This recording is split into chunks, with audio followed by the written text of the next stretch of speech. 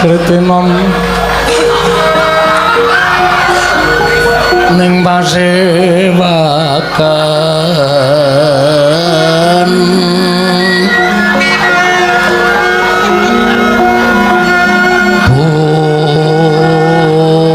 busana maneka warna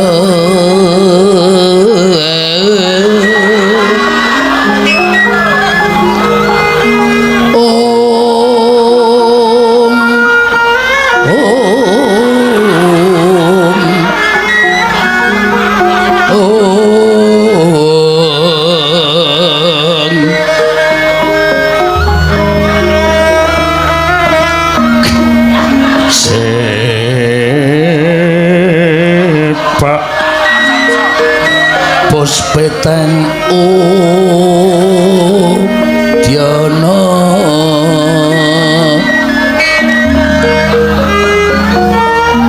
yang panjang sarwara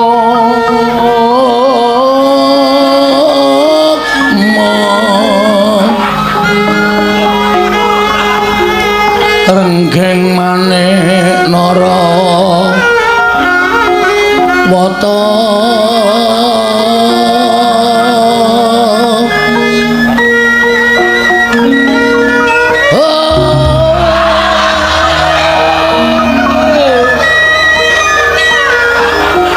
obro prabanyo kang sumirat obro prabanyo ora sembrana ta sumirat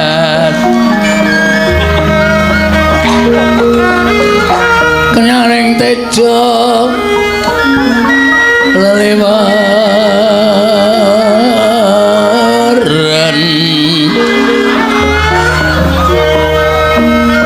lir kilat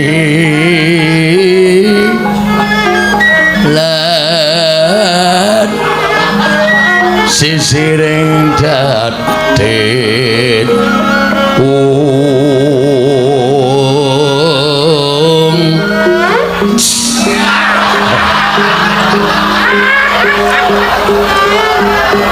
wimpo kekanda amre mingeng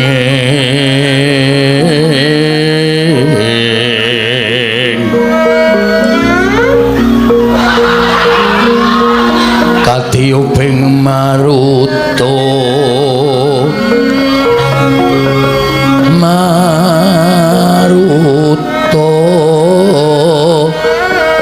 mantu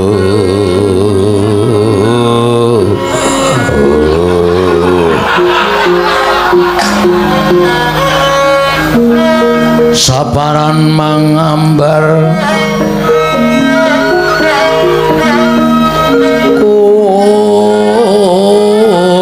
kunas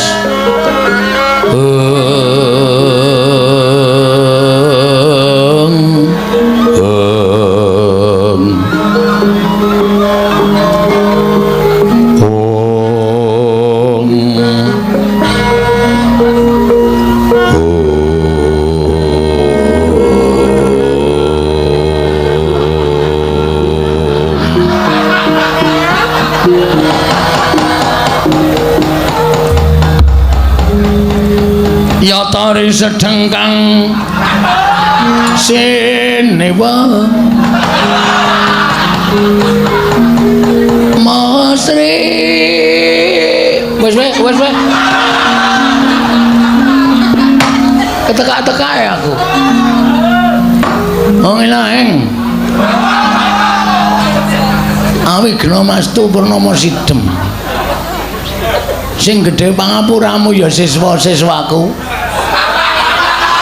nganti aku telat nggone metu nang pecrabaan merga aku keturun Raden Janaka ya Raden Permadi padha kanthi harja sak praptanira ana ing ngarsaning wong sawetara lenggah mari kelelu kadya muga kenjeming Bantala padha kanthi harja sapraptane lho Raden tansah pinaringaning kawidadan niring sambikala kula ngaturaken sembah bekti kula kunjuk penemban tak tampa gawe gedhening atiku ora liwat puja-pujiku tak empanono Raden Janaka kula pendingga jimat paripindayanana ing kasantosan dikepenake nggone ngadhep nang ngarsane ingsun inggih sampun boten kirang prayogi wis suwe sampun sawetawis sing jeneng wong arep gayung ilmu ki aja kok ngenteni sak jam 2 jam 3 jam sedina nek perlu kudu dinteni merga ngelmu iku kelakone kanthi laku lekase lawan kas tegese kas nyantosani setya budya pangegese dur angkara inggih dadi ku arep entuk ngelmu kudu nganggo laku ngenteni marang guru yang bakal menehi ngelmu inggih iki wis tak siapke ngelmu kanggo Raden Janaka menapa menemban ya kuwi koran iso malik duit iku aja tok anggap sulapan nanging iki ngelmu sing ora saben wong duweni inggih ngaturaken panuwun ingkang tanpa pepindhan diprayogake ya Raden sampun boten kirang prayogi anakku siswa Raden Werkudara padha kanthi harja sapraptamu slamet aku ora nuwun sewiji apa Astra Jingga guruku aku ngaturake basaku katura tak tampa gawe gedhening atiku ora liwat pangestuku tampanono tak gegem dadekake jimat prayogake le jumeneng ya yo wis ora kurang kepenak mbok dijajal sekali-sekali lungguh ora iso ya wis nek ora iso aja dipaksa Raden Sencaki padha kanthi harja sapraptamu tansah pinangganing kawidadan mremban wilujeng bekti kula kunjuk tak tampa gawe gedhening atiku sawise kabeh padha setata ana ing jroning pertapan iki jroning pertapan iki kabeh para siswa-siswa saka pirang-pirang grup ing padha rawuh ana ing pertapan Pring Sewu ya kuwi saka PWKS kene dhewe sobat ngebiar sobat ngebrok PWKS Jabodetabek lan kabeh wae sing padha rawuh akeh sing padha siswa-siswaku sing padha saka luar kota inggih iki bebas wae omong-omongan iki ora kaya rasa kaya wayangan biasane bubar jam 12 ya apik bubar jam 11 ya apik bubar jam 1 ya apik inggih menemban ora bubar ya ora apa-apa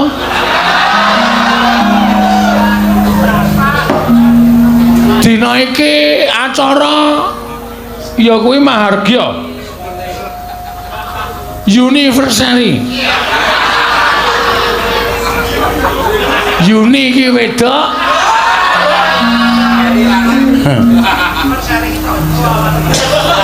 Perseri iki lemu wedok lemu ingkang sepisan mula kabeh siswaku padha tak lumpukke padha bakal tak paringi sesorah wewarah apa to sababe kok iso dadi kaya mengkene iki hasil jerih payahe para siswa-siswaku para cantrik-cantrikku yang memang wajib diacungi jempol meh wae muni aku mah ngono sing sasuwene padha berusaha wiwit saka awal ana tetembungan berakit-rakit ke hulu berenang-renang ke tepian bersakit-sakit dulu bersenang-senang kemudian inilah hasilnya karena hasil perjuangan para-para sing padha wis kebacut apa anu jenenge kuwi berjuang demi ya kuwi bosku. Sopo? Guruku, maha guru. Kowe dadi siswaku, aku gurumu ning aku sing ndek guru jenenge maha guru. Iya. Ya kowe pokoke ora tak sebut jenenge. Engko ndak kowe genti Suwitandana ora Suwita aku. Aku kentekan siswa. Iya. Iso dadi suwijining apa ya? Apa mergo rung madang iki kok ya? Rasane kaya piye ngono. Iso dadi mujudake cawet Channel. Sing paling akeh sing padha sekap sekret. Iya. Modar iki engko sing teruske lakon mbok pecah ndase iki kok. Nek aku arep nyoba karo wiyaga-wiyaga iki tak gawe lakon iki kira-kira engko iso do ngarang lakon apa ora? Dadi berusaha ngarang lakon ora men. Lakon sing wis ana dicakke. Kabeh iso. Ngene iki engko tak nehi dayoan sapa terus apa jenenge engko critane piye sak teruse piye aku arep ngaso karo Kudara. Iya, ora apa-apa. Kesel tenan aku. Aku nek ora demi rombongan-rombongan baju barat iki gembang aku. Ha tak nggo ngaso padake. Iya. Larang suaraku iki. Ha iya. Ben awar areman aku kok. Arep gleleng aku areman. Nah saiki ngene. Iki do semangat iki ya to do entuk dhuwit e. Entuk iki cocok do pajake do sambatan ora Pras. Lek udah wedang mengko Pras. Kowe iki nyinden kok pajake nang ngangkringan.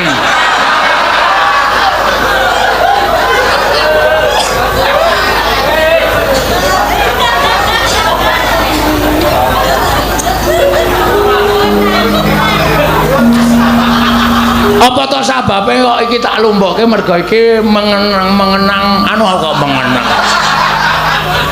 Memperingati hari ulang tahun. Nah.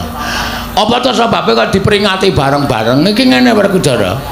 Aku kuwi sering melihat utawa kerep ndelok sawijining brahmana sing maune kondang kawenang-wenang. Cantrike akeh. Terus bareng brahmana kuwi wis ora kondang utawa wis ora ana. Cantrik sing padha suwita kuwi do tengklelet ora karo-karuan. Mula iki gawe ya kuwi manut karo ombyaking jaman saiki. Streaming. Streaming ki apa? Streaming iki kathok sing kaya rendan ngene lho.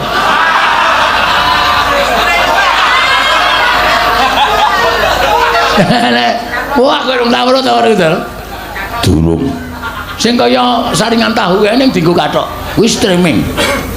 Streaming ki apa jenenge? Iki iso dipancarke tekan luar negeri, tekan ngendi-endi terus akeh sing padha subscribe terus akhirnya awak dhewe entuk royalti saka Pak YouTube.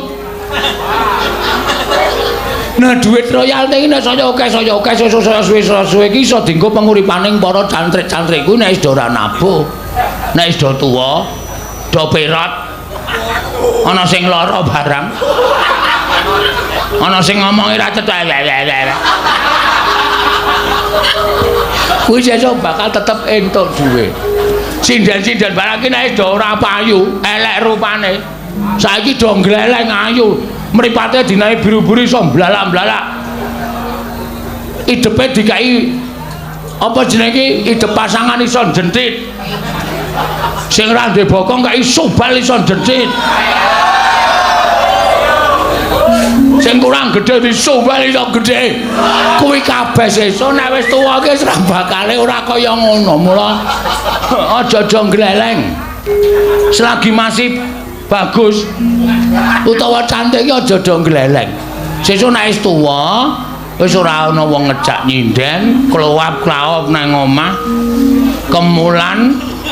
Kemulan udung serbet kaya aku ngene iki. Wis ora ana wong gatekake lah, kaya ngono iki perlu diperhatikan secara finansial. Nggih.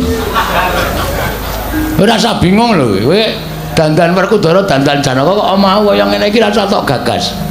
Iki pancen niatku ora tenanan. Nggih. Mekaten. Nah. Ya kondur ngedaton yo. Dereng-dereng kok mundur ngedaton. Ha iki arep bahas apa wae coba jajali. Penemban. Apa Janaka? Kula badhe nyuwun priksa. Sangkan paranipun tiyang gesang menika saking pundi? Wah, pertanyaanmu iki wayang banget. Sangan parane wong urip ki saka guwa garbane ibu. Wis ngono wae. Kenging menapa saged gesang Diparingi karo sing kuwasa. Gusti. inggih. Suwene sangang sasi 10 tahun. Sangang sasi 10 dina. Kuwi mapan ana ing kandutan. Bapa maringi patang werna, ibu maringi patang werna. Bapa maringi sarwa kasar, ibu maringi sarwa alus. Terus diparingi sukma mula terjah wujute menungsa. Lho, Bagong nek muni ngene iki kok apik banget. Mbok menawa. Nggih. Matur sembah nuwun. Werkudara arep takon apa? Tirta pawitra maning suci. Tirta pawitra maning suci seprene aku durung ngerti tegese apa. Tirta pawitra saka tembung tirta pawitra. Tir kuwi iso ireng nek dileleke kijing. Mula wong urip ki aja nganti tumindak sing ireng, tegese tumindak sing ora prayoga. Iya. Tatanan uripmu aja nganti grusah-grusuh nggone nglakoni urip. Pasuryan kudu sing bagus, aja mung pasuryan tok, ning tekan ati kudu bagus.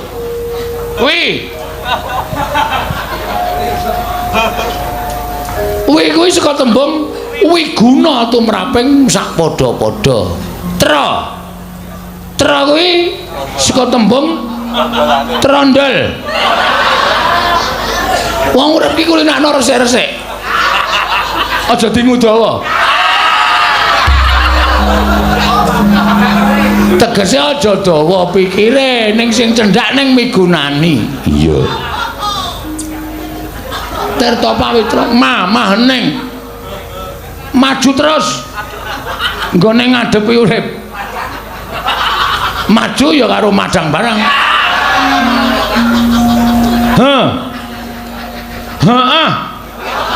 Aja nganti ana tembung ora, ning tembung heeh. Heeh ki tegese heeh. Heeh ki nek iya, heeh ki nek keplenet. Heeh. Ya. Mah ning pikire. Kudu ning ing sabarang tindak tanduk. Kuwi asu.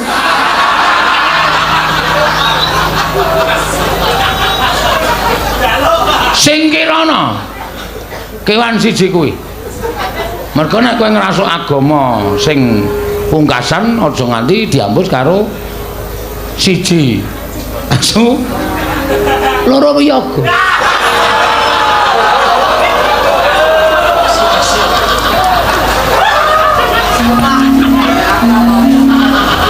Kudu dibasuh nganggo wedi. Nek ora najis asli tenan. Iya. Ya gak ana daya ya wayange apa wae to, Gek.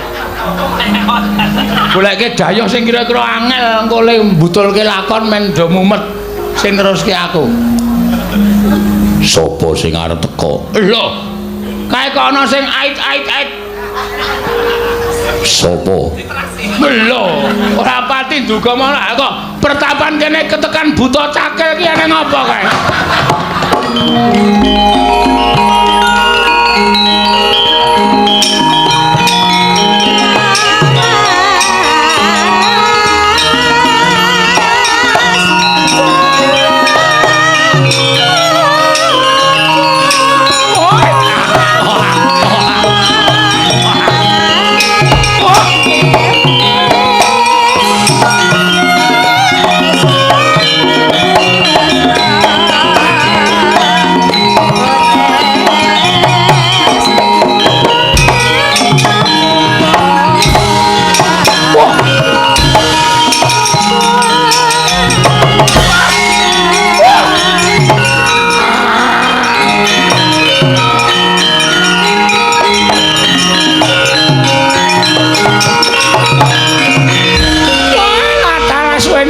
Suswita karo Bagawan Astra Jingga.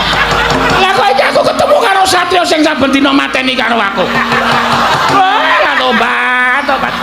Nek ndi ana satria kaya ngene iki aku ora trimake. Bojreng iblis lanang padha sesekan. Sabar.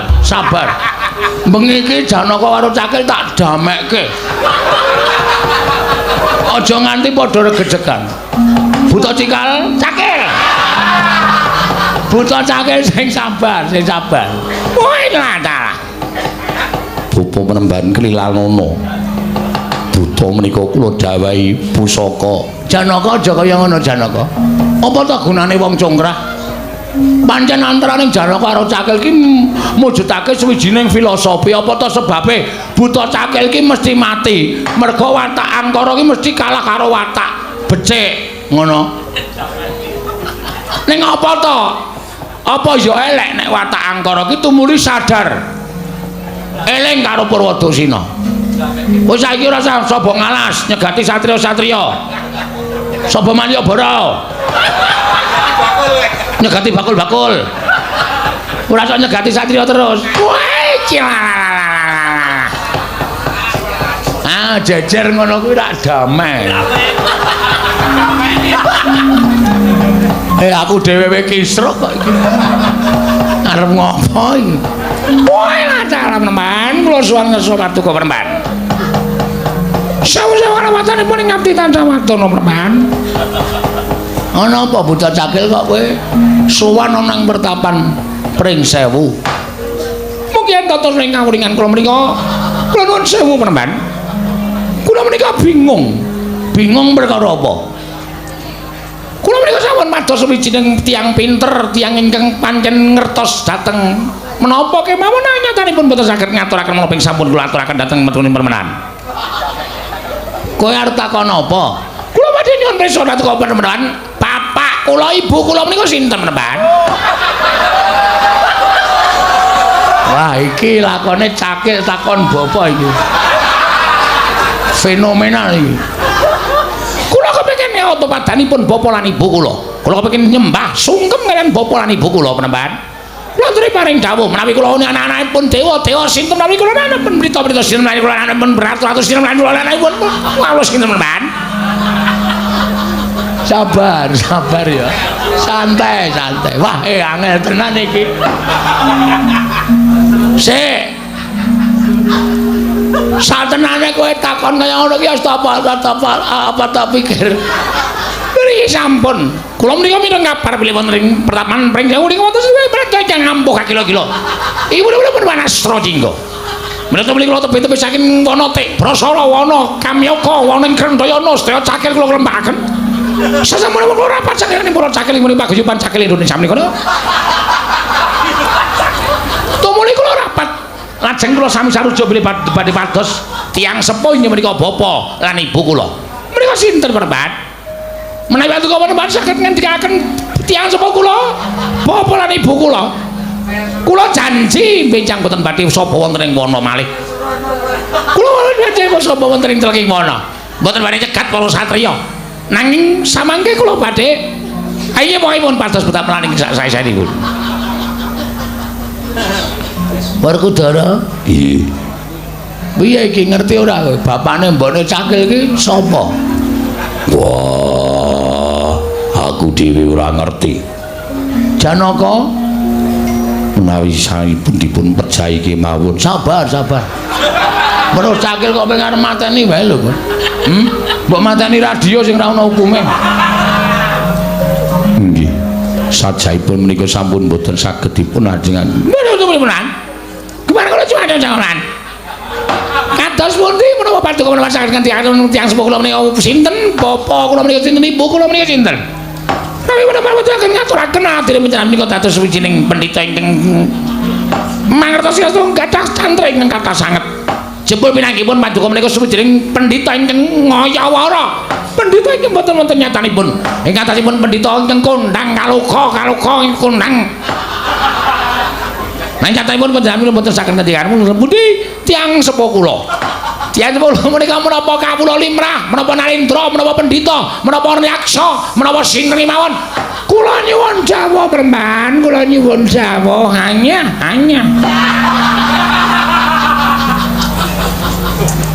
Ngene ya Cakil. Iki pertanyaanmu pancen angel. Lan ora sadengah wong iso jawab karo pitakonamu. Piye? Mula kowe tak dawuhi supaya ngenteni nang jabaning pertapan. Lho ora ta? Ora dalah. Kowe iki tak kon jaga ning jaba pertapan malah lho dalah. Piye? Engko sabubareng apa? Pasewakan pertapan iki aku nututi karo kowe tawene keterangan bapakmu sapa ibumu sapa mengko mendong para pamirsa iki Cakil iki jatine anake sapa mergo seprene ya urung iso dibuktekke Cakil iki anake sapa wah alah nek ngaten sapa cedhake kula jeneng sowan kula menemban kula nyuwun pamit mentang ya ngentos ing ayabaning pertapan iya to soal ngentosi sampeyan merman astro cingan merman bawa kula menika sinten ibu kula sinten.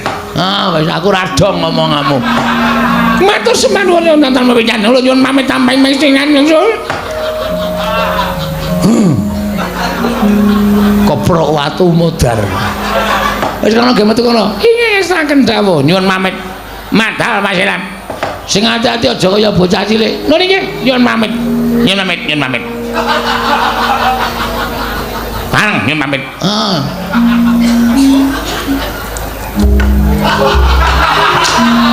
Piye kae?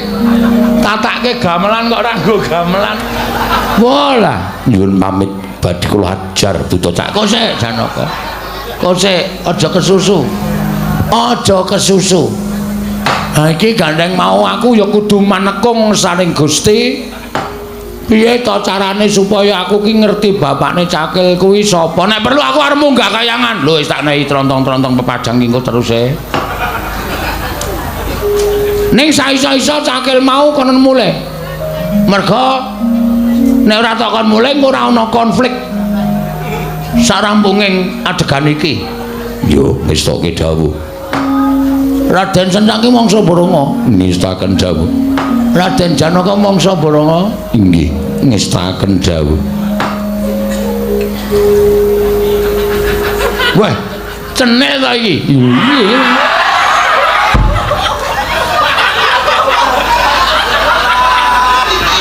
Ora ngerti le mlebu dadi abdiku kok dadi kowe metekut nang kono.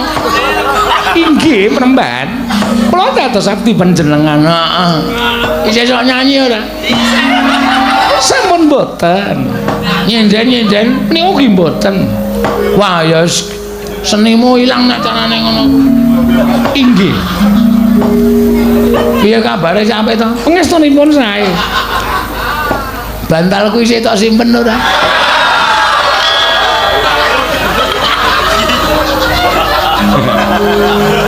Tase ta? Heeh. Kenangan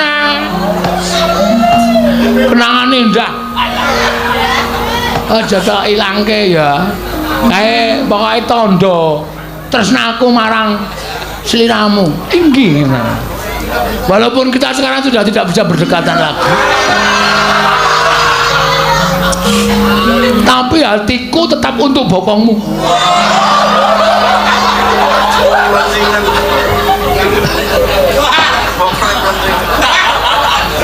Inggih. Asem ora kaget aku, mlaken mau aku liwat tak lirik-lirik kaya weruh wajah iki wis apal aku. Kaya rupane iki gulumu dawa banget dasmu cilik. Nah, iki mau wedok ampo kowe, gulune dawa banget sirahe cilik kaya pentolan korek. Inggih. Wis ngono ya? Yo. Ya bubar yo. Ya yo. Kudara kok ya yo. Monggo Peremban kula dherekaken. Bubarno kang padha seba ingsun kondur jroning pertapan Puri Nirmala.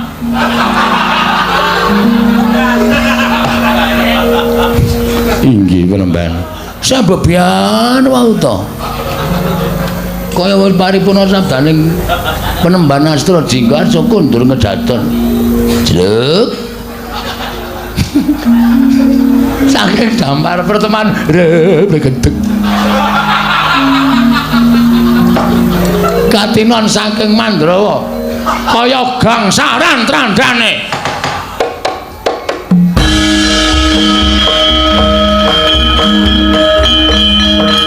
Rep tak tak tang. Lirih. No. Si dene. Terus tak.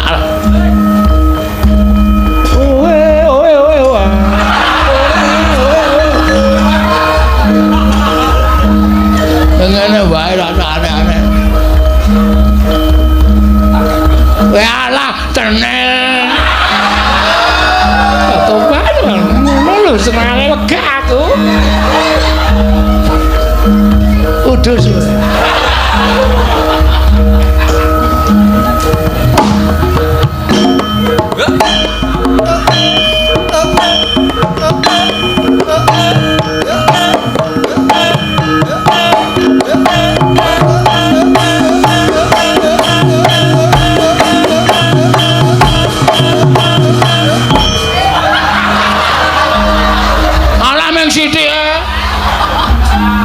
Jual mahal. Biyen kita apa, saiki kita apa?